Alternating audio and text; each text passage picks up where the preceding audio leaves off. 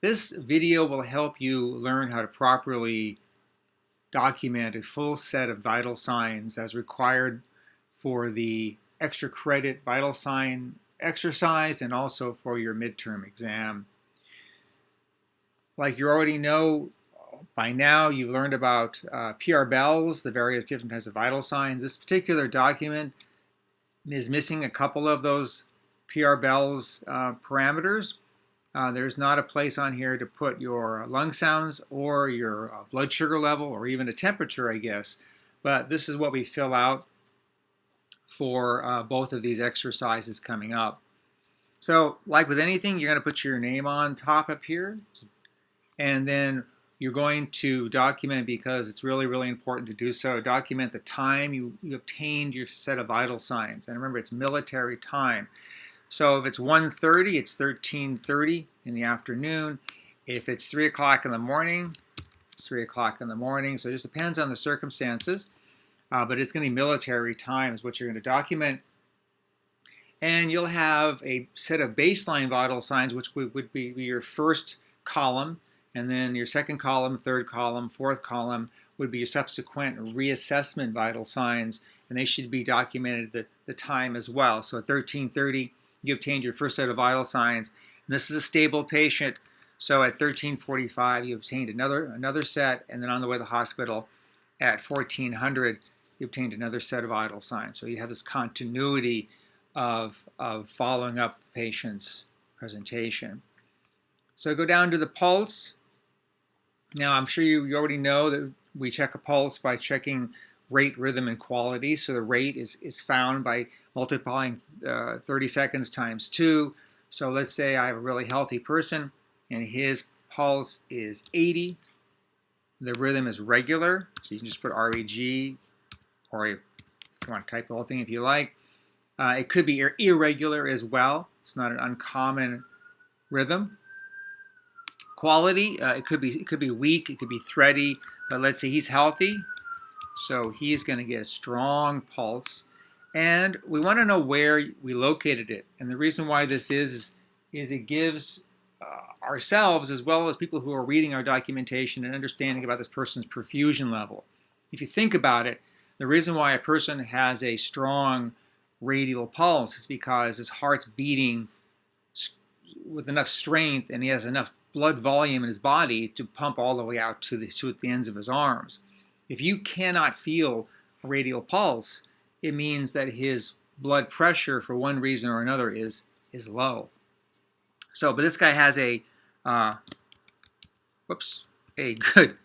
good strong radial pulse. So you got your pulse is 80, it's regular, it's strong at the radial site. Respirations, it's the same parameters, rate, rhythm, and quality as well. So again, you're going to obtain your rate by counting 30 seconds times 2. And of course, if they're breathing really, really fast or it's really, really slow, you might even count for a full minute. But just for the standards, 30 seconds is fine. Let's say we do 30 seconds and he's, again, totally healthy guy. So he has 18 breaths per minute. So 9 and 9 is 18. And his rhythm, because he's awake and he's healthy and his brain's not damaged or his brainstem's not damaged, his rhythm is going to be regular. The quality is going to be unlabored. And remember, if a person has labored respirations, it means he's using accessory muscles, which means that he is having difficulty or she is having difficulty getting air into their lungs or into their bloodstream, or both. So labored respiration should always be investigated. There's a problem somewhere. And then tidal volume. So you can abbreviate this, but you can say adequate, and it's VT. So that's what it would look like, adequate tidal volume. So VT is the abbreviation for tidal volume. You could write out tidal volume if you want, but that's what it should look like. And then blood pressure, of course, should be pretty straightforward. What I do see when students, when they go through this, they will get their palpated, which, remember, only obtains the upper systolic number. So they get a 120, and that's all they put in. It actually would be a failing criteria. You need to put in the P, or you could write, if you really, that kind of person, you can write palpation or palp if you like, but P is adequate, just like that. So that's proper documentation. And then, of course, you're also going to obtain a set of an auscultated blood pressure as well. So let's just make it easy. It's 120/80. This guy's totally healthy. And again, you would just make sure you have that slash line, make sure you have that fractional line, and it has that P for palpated. Otherwise, it would be a critical fail on that. Skins, again, this he could be pale, he could be ashen, cyanotic, flush, but we're going to make him pink because that's normal. His temperature is warm, which, as you already know, is normal, but he could be hot or cold or cool. The condition is going to be what their skin will have, the moisture, and we're going to make him dry, but he could be diaphoretic or moist. And his cap refill, you can use the less than and more than signs if you like. Sometimes you get those screwed up. So I like to just write immediate, or you could write delayed. So if you have a young adult male like we have here, his cap refill time should be less than 2 seconds. So if it is less than 2 seconds, you could write immediate. If it's greater than 2 seconds, you could write delayed. Same thing with children, and the same thing with adult females as well as older adults as well.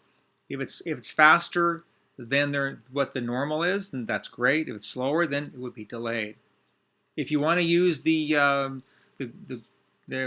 less than, greater than sign and put a number in, that's great.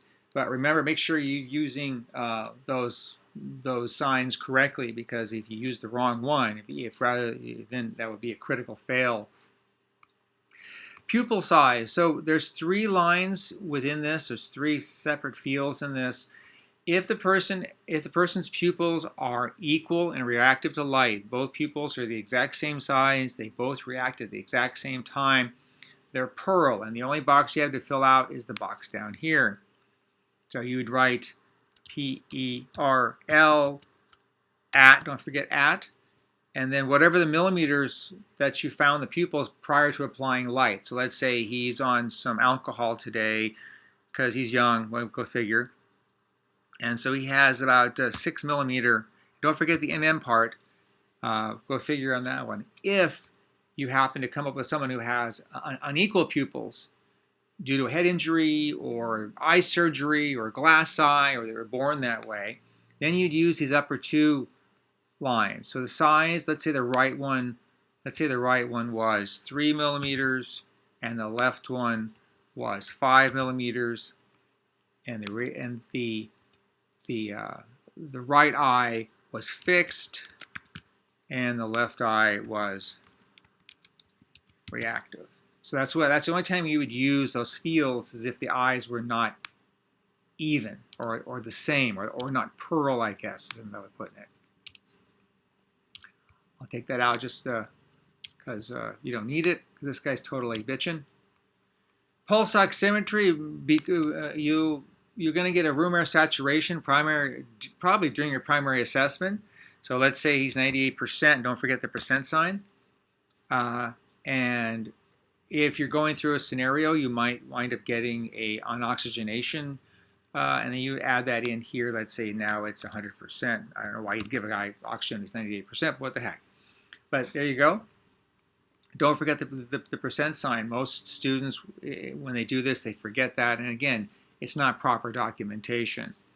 And AVPU, of course, you can go A and O times 1, 2, 3, or 4. So let's say 4, or even 3, depending. I guess if this is a medical patient, it'd be a times 3 according to your textbook anyway.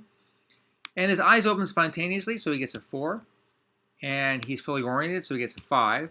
And his motor is a 6 because he follows commands, so he has a total of 15. And of course, when you're going through this, you're going to be rationalizing your Glasgow Coma Scale by doing your level of consciousness, by explaining to the teaching assistant as you're going through the test. The patient you're going to ask the questions: what's your name? Where are you? What day of the week it is it, or what month it is, or even what year it is, whatever's appropriate. And then you're gonna have them raise their hand, follow commands, and that's how you're going to obtain your Glasgow Coma Scale. So hopefully this helps you fill out this form. For the extra credit vital sign exercise, I'd like to get 4 complete sets of vital signs on, if you can, a couple of different people. I'm hoping that you have family members, brothers, sisters, father, mother, who will sit still for a couple of minutes, go figure, and they'll let you obtain a set of vital signs, or I guess 4 sets. When you're all done in the documentation, it looks like this. So see, then that's when you would then submit it. I hope this helps. See you later.